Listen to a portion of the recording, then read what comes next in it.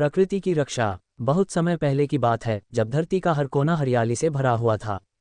नदी के पानी में चांदी सी चमक होती थी और आसमान ऐसा साफ होता था जैसे किसी ने इसे अभी अभी धोकर सजाया हो। ये कहानी है एक गांव की जो जंगल के किनारे बसा था। इस गांव का नाम था सुखवन। सुखवन के लोग प्रकृति को मां मानते थे और उसकी पूजा करते थे। सुखवन में एक परिवार रहता था, रघु, उसकी पत्नी सीमा और उनका 8 साल का बेटा मोहन। रघु को जंगल से बहुत लगाव था। वह रोज सुबह जंगल जाता और वहां के पेड़ों से बातें करता, लेकिन ये सुखी और शांत जीवन हमेशा के लिए नहीं रहने वाला था।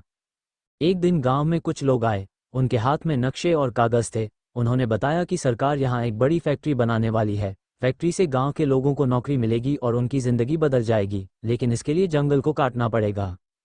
जंगल हमारे लिए सिर्फ पेड़ों का समूह नहीं है, ये हमारी माँ है। क्या आप अपनी माँ को बेच सकते हैं? पर कुछ लोगों को ये समझ नहीं आया। उन्हें फैक्ट्री की चकाचौंध में बेहतर भविष्य दिखने लगा। रघु, अगर यह जंगल चला गया तो हमारा जीवन कैसे चलेगा? हमारा मोहन तो इन्हीं पेड़ों के साथ खेलकर बड़ा हुआ है। सीमा, हमें सबको समझाना होगा कि यह जंगल हमारी जिंदगी है, लेकिन ये काम आसान नहीं होगा। रघु ने जंगल को बचाने की ठानी। उसने गांव के कुछ युवाओं को इकट्ठा किया और उन्हें जंगल की अहमियत समझाई। उन्होंने पेड़ों पर झूलने वाले पक्षियों, हरियाली में दौड़ने वाले हिरणों और नदी में तैरने वाली मछलियों की कहानियां सुनाई। धीरे धीरे गांव के लोग भी समझने लगे। लेकिन फैक्ट्री वाले इतनी आसानी से हार मानने वाले नहीं थे।